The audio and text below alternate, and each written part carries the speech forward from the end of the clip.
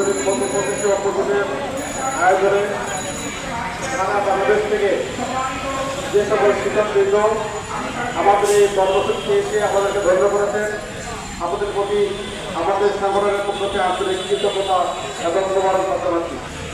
আমরা আশা করি আমাদের প্রত্যেকটা রাষ্ট্রীয় আন্দোলনে অবশ্যই আপনারা আমাদের পাশে থাকবেন। আপনারাই কিন্তু আমাদের শক্তি।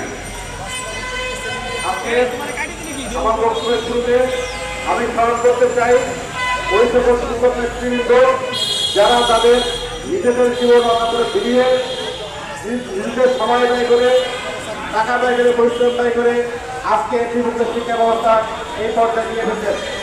আপনারা জানেন, আমরা যখন বর্তমান যুগে নতুন সময় নিয়োগ পাই, আমরা 12,500 স্কেলে নতুন পাই, কিন্তু এই পরিস্থিতি কিন্তু একসময় ছিল না।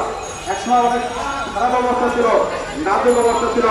আমাদের সাবেক নেতৃবৃন্দের অক্লান্ত পরিশ্রমের বিনিময়ে, ত্যাগের বিনিময়ে কিন্তু আজকে একীভূত শিক্ষা ব্যবস্থা এই পর্যায়ে এসেছে। সম্মানিত শিক্ষকবৃন্দ, আপনারা জানেন আমাদের যে ঐক্য রয়েছে, আজকের ঐক্যের শক্তি কত বড় 5ই আগস্টে কিন্তু দেখা গিয়েছে। 5ই আগস্টের ঐক্যবদ্ধের শক্তিতে কিন্তু একটি স্বৈরশাসনের পতন হয়েছে। আজকের একীভূত শিক্ষক যারা ভর্তি প্রত্যাশী, আমাদের কমিটি নিয়োগ, এনটিএসের সমাজকিনী, এনটিএসের সদস্য এবং সুপারিশপ্রাপ্ত সকল শিক্ষকদের আজকে ঐক্যবদ্ধ। সুতরাং এই ভর্তি না দিয়ে কিন্তু পাস হওয়া যাবে না। আপনারা জানেন, আমরা বড় বড় মন্ত্রণালয়ে গিয়েছি, আমরা অনেকবার কুটনৈতিক তৎপরতা চালিয়েছি, কিন্তু আমাদের কুটনৈতিক তৎপরতা বারবার ব্যর্থ হয়েছে। কারণ ওখানে ওই সাবেক প্রেতাত্মা যারা ছিল, সেই প্রেতাত্মারা কিন্তু বসে রয়েছে। আমাদের সুবিধা পেলে আমাদের মাইন্ড হয়তো পজিটিভ হবে, সরকারের প্রতি আমাদের মাইন্ড পজিটিভ হবে, এই কারণে কিন্তু আমাদের পজিটিভ হচ্ছে না।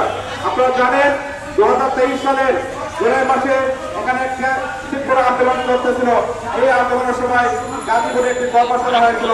সেই কর্মশালায় কিন্তু আমি একমাত্র ভর্তি করেছিলাম এবং সেখানে শিক্ষা প্রশাসনের মন্ত্রী প্রতিমন্ত্রী সহ শিক্ষা সচিব মহোদয় সহ বিভিন্ন শিক্ষা দপ্তরের ডিজি মহোদয় ছিলেন। সেখানে আমি জড়তা করতে এই সংগঠনের ভর্তির কথা উত্থাপন করেছিলাম। সম্মানিত শিক্ষক মন্ডলী, আমি বেশি কথা বলতে চাই না, বক্তব্য একটাই, ভর্তির দাবি মানতে হবে, সাধারণের ভর্তির দাবি মানতে হবে। শিক্ষকরা আন্দোলন গড়ে তুলবে। আজকে আমাদের আন্দোলন শুরু হয়েছে। আজকের মধ্যে যদি দাবি মেনে না নেওয়া হয়, আমাদের এই অবস্থান কর্মসূচি গণসংযোগ করে সারা বাংলাদেশের যারা তরুণ তরুণের ভর্তি প্রত্যাশী শিক্ষক রয়েছেন, কেউ শিক্ষককে ফিরিয়ে যাবে না। শিক্ষা ব্যবস্থা ভেঙে পড়বে। সুতরাং এই মানসিক নির্যাতনের শিকার হচ্ছি আমরা। এই নির্যাতিত মানসিক অবস্থা নিয়ে আমরা প্রতিদিনের প্রার্থনা করতে পারবো না। আজকে দেখেন, আমার বাবা মারা গিয়েছে, আমার বাবা অসুস্থ হয়েছিল 3টার সময়, মারা গেছে 8টার সময়। আজকে আমি যদি আমার কাছাকাছি প্রতিষ্ঠানে চাকরি করতে পারতাম, তাহলে কিন্তু আমার বাবা বিভিন্ন জমি আমি দেখতে পারতাম। আমার মাসের সাক্ষীরা আমি চাকরি করে পড়াতে করে কবিতা আমার মৃত হওয়ার পরেই কিন্তু আমি খবরটা দিয়েছে। এই পরিস্থিতি কিন্তু আমাদের সবার, যারা আমার জমি চাকরি করতে দিই, এই পরিস্থিতি সবার। সুতরাং আমার মনে হয় না ভর্তি প্রত্যাশী শিক্ষক যারা করে চাকরি করছে, তারা কেউই তার জীবিত পিতা বা জীবিত মায়ের দুঃখটা দেখতে পেরেছে। এবং নিজেদের আত্মীয় স্বজন মারা গেলে যারা যায় শরীর মানুষের সুযোগ আমাদের হয় না। আমাদের বক্তব্য পরিষ্কার, আজকের মধ্যে যদি আমাদের দাবি মেনে নেওয়া হয়, আমাদের কর্মসূচি লাগাতার চলবে।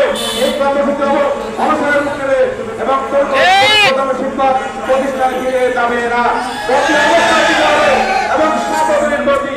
এখানে আমাদের যারা নিয়োগ দেয় কমিটির পক্ষ থেকে আমরা সবাই নিয়োগ পাই, এনটিএফ দিয়ে, নন এনটিএফ দিয়ে সবাই। কিন্তু আমাদের বক্তব্য হচ্ছে, আমাদের সবাইকে ভর্তি না দিলে আমরা কিন্তু সুবিধাটা পাবো না। আমাদের মধ্যে যে ভুল বোঝাবুঝি ছিল সেটা কিন্তু দূর হয়েছে।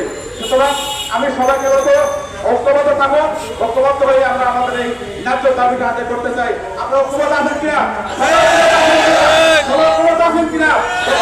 কিন্তু আমরা এই দাবিটা নিয়ে ফিরতে চাই। যেহেতু এখানে বাজারের কোনো ফাংশন নাই, আমরা সরকারকে বিবৃত করতে আসি নাই, আমরা আমাদেরকে বিব্রত করতে আসি নাই, আমরা টাকার কাছে আসি নাই, আমরা বাজেটবিহীন ভর্তি চাই।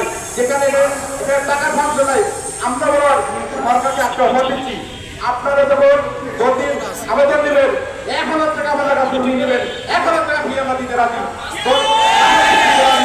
আমরা কোটি কোটি টাকা সরকারকে রাজস্ব দিতে চাই এই ভর্তির পক্ষ থেকে।